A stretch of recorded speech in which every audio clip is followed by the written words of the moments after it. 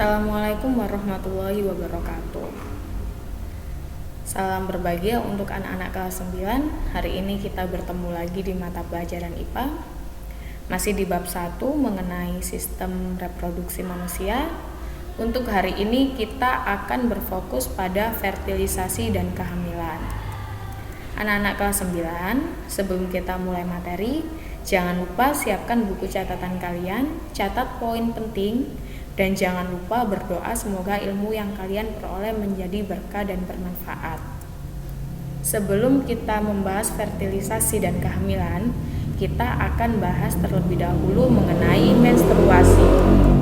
Menstruasi atau haid terjadi jika dinding rahim atau endometrium mengalami peluruhan.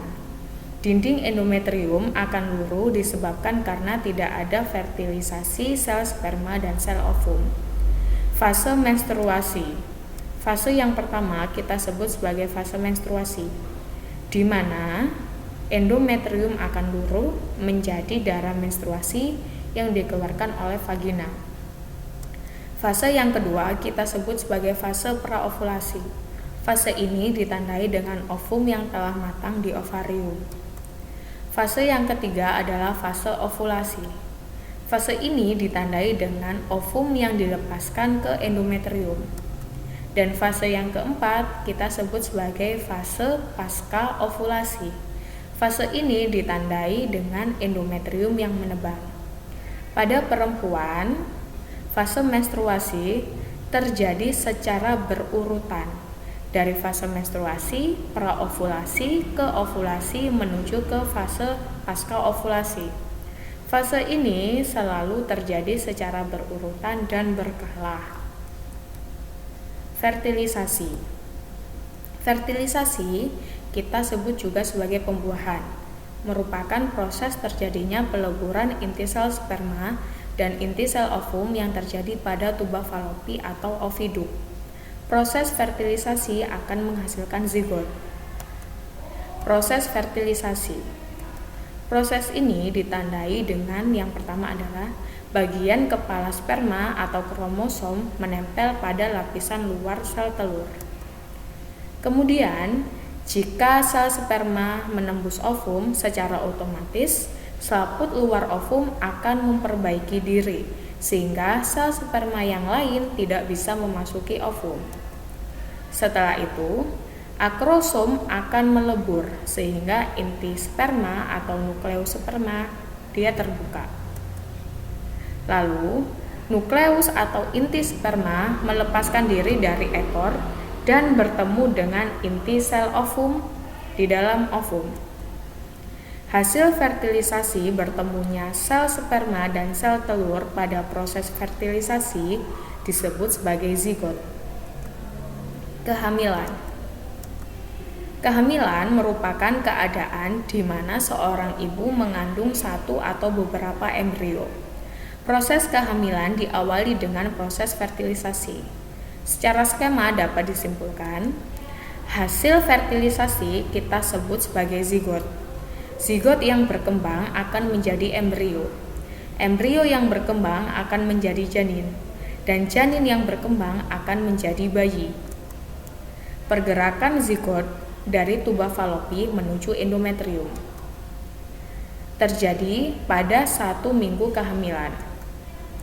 Ovum yang telah matang pada fase 10-19 hari dari siklus menstruasi akan dikeluarkan dari ovarium menuju tuba falopi. Pada tuba falopi terjadi proses fertilisasi dengan waktu 12-24 jam.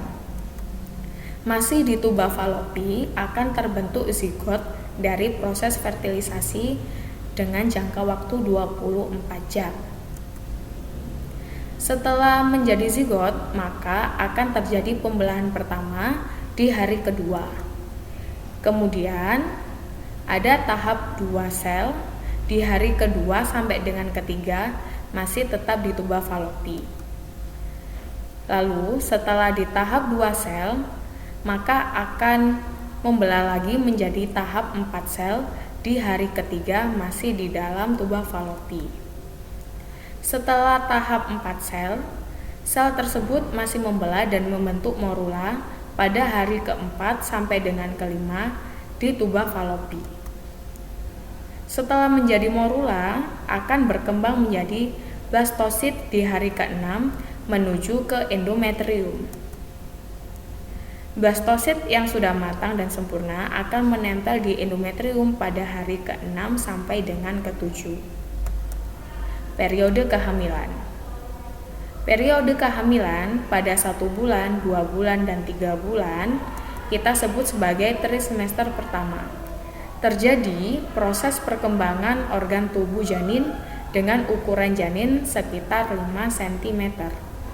Pada kehamilan ke-4 bulan, 5 bulan, dan 6 bulan kita sebut sebagai trimester kedua, ditandai dengan cepatnya pertumbuhan janin, serta memiliki organ yang lengkap dan membesarnya uterus.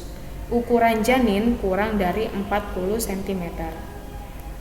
Pada periode kehamilan 7 bulan, 8 bulan, dan 9 bulan, kita sebut sebagai trimester 3, ditandai dengan pertumbuhan janin yang cepat.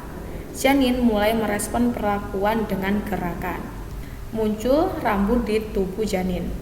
Uterus semakin membesar sehingga kehamilan wanita tampak jelas.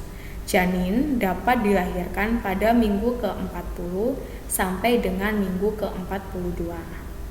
Demikian materi untuk hari ini. Budia ucapkan terima kasih telah menyaksikan video ini. Semoga bermanfaat. Tetap semangat, terus belajar dan jaga kesehatan. Wassalamualaikum warahmatullahi wabarakatuh.